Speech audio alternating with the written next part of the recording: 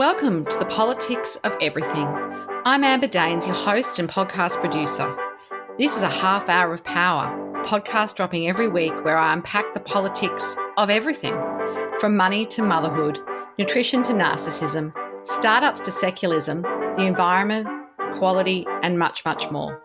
Our guests are seasoned in the field or topic of their choice, even if you've not heard of them yet. This is a non-partisan show. So while I love exploring varied views and get a buzz from a healthy debate of ideas, this is not a purely blue, white, green program. Please subscribe, tune in and enjoy the politics of everything. Welcome back. This is my first podcast in 2 months and it's so great to be back on the mic. So a new work year has well and truly begun. In Australia, where it's been a long summer break for many, the focus on what we want to achieve as we head back into work and school schedules has to involve thinking about how to improve our capacity. We all have 24 hours in a day, so what can we do better? How do we get bigger business outcomes, regular exercise achieved, and more time for fun, family and friends? And what about sleep? We all need that. Given we can all benefit from fresh ideas, I chose to kick off my 2022 podcast year with Donna McGeorge.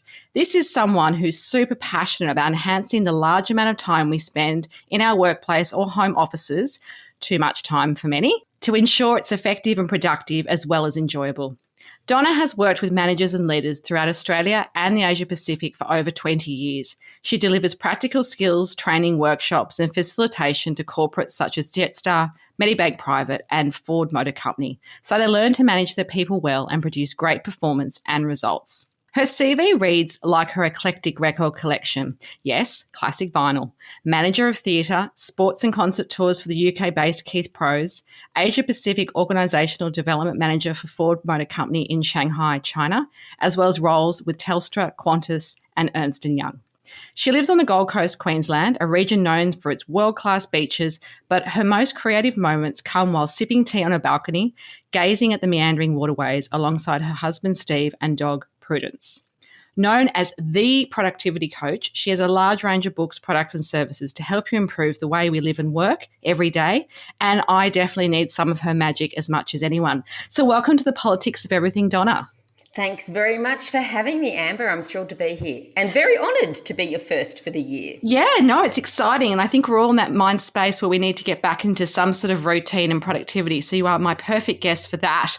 Stepping back a little bit, share your childhood career ambitions. Can you recall kind of what you wanted to do as a kid and did you end up there? What was sort of your early career journey? Well, I mean, I love the idea of being a teacher, and I was that kid that on weekends would set up classrooms in the backyard and pretend to play schools, and I was always the teacher. So I think there was something there, but I was always a bit fascinated with typewriters. So I just loved them and still do. But I had a pretty disruptive school experience with 9 schools in 9 years. So by the time I got to the end, I scraped through just enough marks to do an associate diploma in secretarial studies. So I got to type. But back then, they were all on old IBM golf ball typewriters. So you're probably too young to know about that. But they were. Oh, no, I do remember them. My mother actually was a receptionist at the local hospital where we lived, and that's what she used. I can still remember the sound of it. And the feel. They were so good. Anywho, so I ended up being a secretary, really, and that led me to running small classes on things like, how to complete your expense claim form, which led me to teaching Microsoft Office applications, which led me to becoming a corporate trainer. But I don't think anyone in their late teens says, when I grow up, I want to be an adult educator. But here I am. It turns out I ended up being a teacher and a writer. So there it is. Excellent.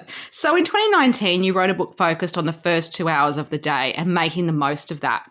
Why do you think that's such a powerful time to be productive and tackle perhaps some of the things that we put off, or as I like to say to my kids, just, eat the frog, get the thing done you don't want to do first? Well, as it turns out, I'm more of an eat the chocolate kind of mum because I believe in getting the things done first that creates momentum. So that's one aspect of it. But the morning, about 80% of us are better in the morning than the afternoon. Our body clocks have evolved with circadian rhythms that say that we're more mentally alert in the morning and more physically dexterous in the afternoon. For those of us who are knowledge workers, this means our best time of day to access our smarts is in the morning. And so that's why most people say they're morning people, or they like to get up and do their stuff in the morning. And why the eat the frog thing has become probably the catch cry is it's not so much eating the frog that's distasteful. It's what's the most important, most impactful, what's the thing that'll get me the best bang for my buck? If I get that done in the morning, then the rest of the day, never quite a doddle, but the rest of the day flows a little easier. Absolutely. No, it makes sense to me as someone who loves the morning, but I have a husband who says he's not a morning person, but I think having had kids and so forth, we've kind of retrained ourselves to even be earlier and more productive because, there's more to do in a day for us as a family with Absolutely. young children. So brain power is something we all love to harness, and I love all those hacks about how, we can work smarter, not harder, and I read a lot of books on that kind of thing and articles and blogs and so forth. How do you think we can rewrite our brain to be more energized and then more productive? And I guess the second part to that is, different stages of life and age may impact our cognitive function and other things that might be going on in our bodies. So do we need to readjust that over time? Like, is the 20-year-old me going to be very different to the 55-year-old me in terms of that? Speaking from experience as someone who's 55, I'm quite... Oh, there you go. I didn't even know. Quite different to how I was in the 20s. And I think any of us over 40 are starting to recognise that we just can't keep the pace that we used to when we were younger. And I also think what we prioritise is different. So I was that classic 20-year-old that could go out partying with my mates all night and get to bed at 4 a.m. and then drag myself out of bed at 6 o'clock and get up, showered and dressed, and then go and do a day's work in the insurance company I was working for. So I think we had a little bit more capacity back then for stuff, whereas now we've got to be thinking, what is it that I really want to expend my energy on? And I think it starts to become a little more, finite how much we have. So we have to be a bit more conscious of it. And we've got to think about things that keep our minds a little more nimble to operate at their best. So I just did a piece in January for one of the newspapers around activities that boost your brain health. And they got me because I love doing crosswords and Sudoku puzzles and all that sort of stuff, the neuroplasticity stuff, just to keep learning. So for those of us who are getting on a bit, I'm going to say it doesn't matter what it is, but are you continuing to learn something new?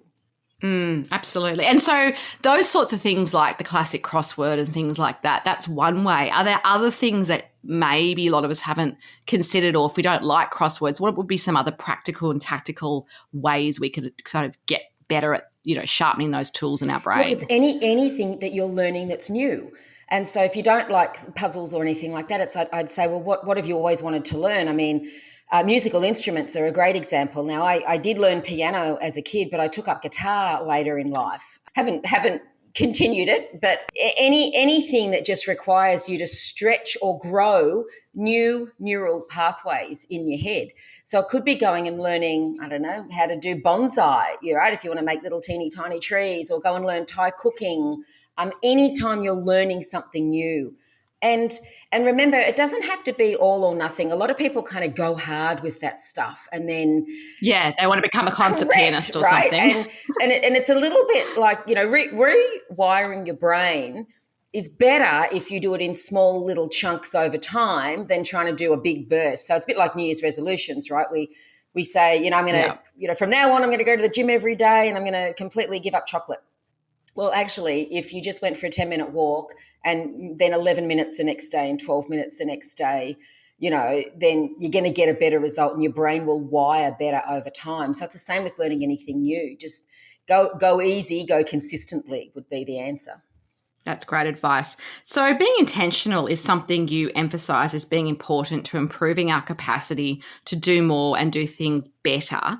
Is there examples or, one or two things that you can think of that really demonstrate why being intentional and how being intentional can help us? So the literal meaning of intentional is doing things on purpose or deliberately. So for me, it's around having a consciousness and being conscious of what I'm doing and doing something differently or tracking my results. So for a great example of this is, in the past, I've done Weight Watchers. And that's a very intentional, deliberate and purposeful program that gets you to micromanage your caloric intake and what you're eating. And that's why it's the most successful or has been the most successful in the world, because we're monitoring that.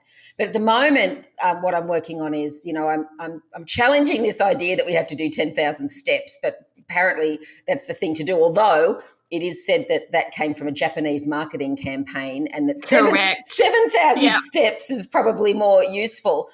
But as someone who's been a little sedentary over the last couple of years, jumping up and suddenly doing 7 or 10,000 steps a day is probably unrealistic. So right now I'm being very intentional. The intention is I want to walk. I'm being intentional about having my pedometer, strapped to my arm. And, I'm building up to a target of 8. And all I need to do is just one step better every day, and I'm doing okay. And so in terms of how this works with capacity, it's that absolute mind-body connection, right? So I'm creating more capacity mentally by having a healthier body. So that's kind of what I mean. The intention is always around how do I do my world better. And at the moment, it's around taking one step a day more than the one yesterday. Absolutely. And it's great to chunk that down, I think, too. It's that whole overwhelm thing when, like you say, you put, I want to do these 20 things, and you end up doing 2 of them, and then you feel defeated, and then you end up doing none of them the next day. I think that's the challenge a lot of us have. Absolutely. When we have big goals. Yep. Your newest book, The One Day Refund, demystifies the science behind productivity, and there are some cracker strategies in there. We're now in a very much a remote work world where some of us no longer need to commute, but perhaps during the past couple of years, and I know I can say this for myself, I ironically have become more desk-bound and more work focused because we don't have that commute to punctuate the day, or those kind of, work lunches and things which break up the day. How do we actually, I guess, get ourselves thinking, breathing, living and working space-wise better at kind of not compartmentalizing, but maybe just making more intentional decisions about how we use our time and our capacity? And particularly, I want to think about those 3 Ds that help us create more working space, which is where a lot of our headspace is at the moment, because we're just heading back from maybe a couple of months at the beach, and we need to kind of get back into the game, as they say. Putting your attention and intention into any of the spaces is going to give you a return. So let's just say you picked, I'll talk about working space in a sec, but just say you picked thinking space as an example, and you decided, I just want to create more of that. Then anything you do there is, of course, going to have a knock-on or domino effect on the others. But you're absolutely right. With those of us heading back to work, I think the last 2 years has helped people put work into perspective. And the first D is exactly that, is defining, putting our work into perspective. How does it fit into the wider picture of our life? Do we know why we work? Why this job? Why this location? Why am I doing this? What is the purpose? Because many of us end up in default. We just rock up every day in a holding pattern, doing stuff without really knowing whether it connects to me for a higher purpose. And so my belief, rightly or wrongly, is that I reckon you could even show up to a job you don't like much if you understand its purpose in your life. And so the purpose could be, what do you do in your spare time? It can be as simple as that. I have a job so that it funds me, reading lots of books, or going to movies, or hanging out with my kids, or traveling, or whatever it might be. I heard someone wrote a thing the other day around, do you earn a living? And I really started to bust down that phrase, earn a living. And I thought that's really what work is about. It earns us the means to live, or live the way we want, or have a living. And yet for so many of us, we end up doing, work becomes the focus. And so the first step in really creating more space is to make sure you're clear about where does it fit. And, pardon the pun, making sure that it's appropriately sized in your life, rather than consuming your life, right? Absolutely. Yeah. It's sometimes it's just about rethinking that stuff. And look, the beginning of the year is a perfect time to do that. But yeah, I think it's just about kind of checking in with yourself on that too, once you've made that commitment, because a lot of the old habits die hard, as they say. Absolutely. And this is what I think is driving what people are referring to as the Great Resignation, which really is just the great redesign or the great rethink or whatever you want to call it, as people are making this choice, having had 2 years of a different kind of working experience. I'm thinking, people are thinking differently about that. So the next one is defragging or defrag, and this comes from my old computer days in a galaxy far, far away. That word is, yes, that's a word I do remember, but I would say there's a generation of people that might not know what we're we don't have to about. do it anymore. So for the youngsters who might be listening, in the olden days, we had computers that would as they would store data, would sometimes, if you imagine a CD is a great example, the data would be stored all over the disk in different spots. And so every now and then we'd have to run a defrag program that would take all the data and condense it into one area on the disk, giving you a great big chunk of space left. And I reckon we need to think about defragging our work, our calendars, just how we generally operate in the world. And I suppose another word for it could be batching.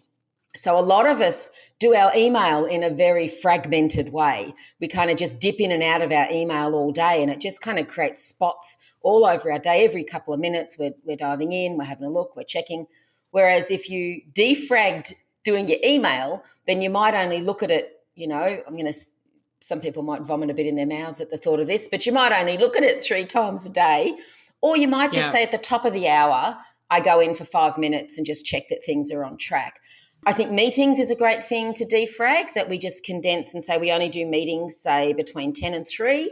And anything you can batch, like-minded work or like-minded even thinking, you do all that at one time, creating other space in your day. So that's what defragging is about.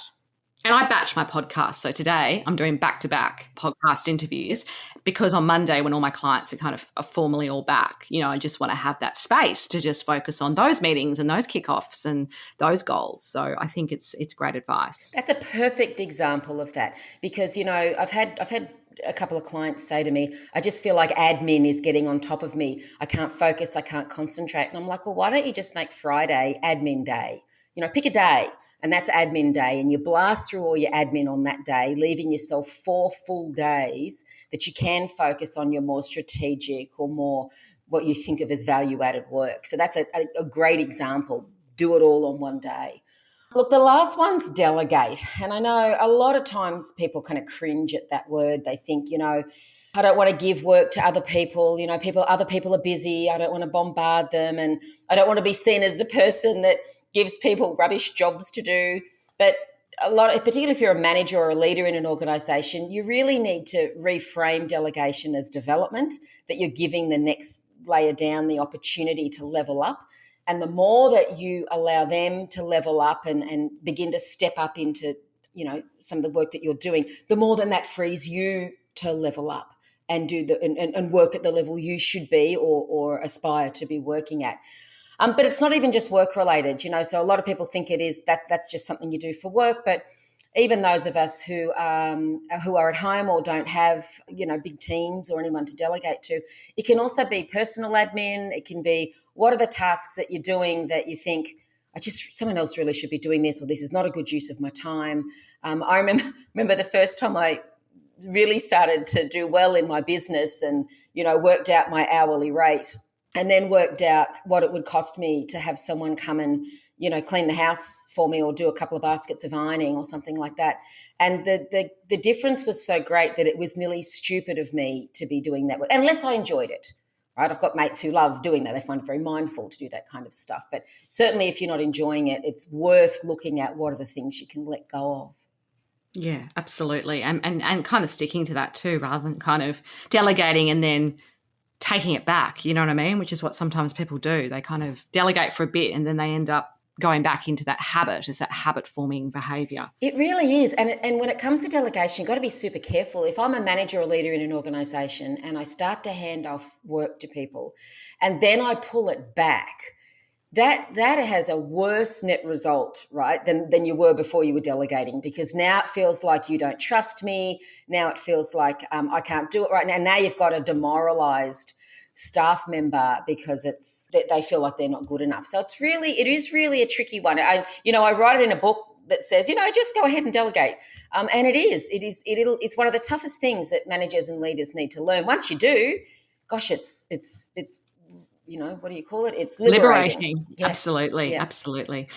I've been quite obsessed about simplifying my own schedules to succeed more in the things that I care about. So not just, scattergun success, but kind of what are the kind of pillars or the things or the priorities I have for 2022. And that includes not being overly stretched. And I think lockdown has helped a lot of us refocus on what we really need and like to do rather than what, we feel obligated to do or having overly packed schedules, because we basically weren't able to do that for so long. It kind of rewired our expectations, I think, of a week. So I think that's been a good thing. I've always been someone who's had sort of not really to-do lists, but kind of big goals and then chunk them down. But do you think some of those sort of, tactics can actually make us feel like failures because we can't always do all the things we think we want to do because life happens, kids get sick or we get sick or the car needs a service, and that takes away from some of the things we thought we'd get done. I mean, how do you organise your week to be able to sort of win more often and not feel guilty when you actually don't get everything done you'd like to do? So I've thought about to-do lists a lot, and they are, if you think about it, they're the ultimate procrastination, really. Here are some things I'm going to do, not just do. So I'm conscious that when I'm a fan of them, they may not always be the best thing. So there'll be some people who love them, some people who don't. I guess the thing for me is when I have got something on my list and I didn't get it done, and so I might move it to another day or another day, by the time I've moved it 3 days, I've got this really great mechanism in my head that says, clearly it's not a priority. Yes. And so the moment and it's okay, like permission granted for things to not be a priority, because in that moment when I'm having that little conversation in my head, I say, well, clearly this isn't a priority. And if my other side of my head goes, actually it is, you really need to do this, then it's like, okay, I'm going to do it right now. Because if I now put it off again, if I now add it to a list, then I'm at risk of still not getting it done. So for me, it's like, is it a priority? Yes, then do it. Is it not a priority? Not really. Okay, then don't bother, and be okay and let go of that. And I think, there's a new movement around this idea of not to-do lists or to-don't lists or whatever you want to call it. Because too often, to-don't list, right? We do, we generate several A4 pages of bullet-pointed things we're going to cross off. And mine would be, what if you could only do 3 of those? What are the others that you're not going to do? And what are some of the things that you're going to let go of? And that's the real key to capacity. It's never around, can I have more capacity? I want to be more productive. I need more time. It's actually around, what are you going to not do? What are you going to stop doing? What are you going to let go of? And that's what really creates the space.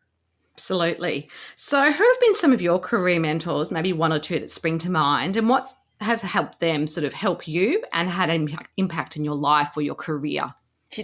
I hate to be cheesy about this, I'm sorry, but I got to go with my dad, Clive, he was in the Navy, and I think having a Navy upbringing just cemented so many great life lessons for me. And these are things like, there's no excuse for being late ever.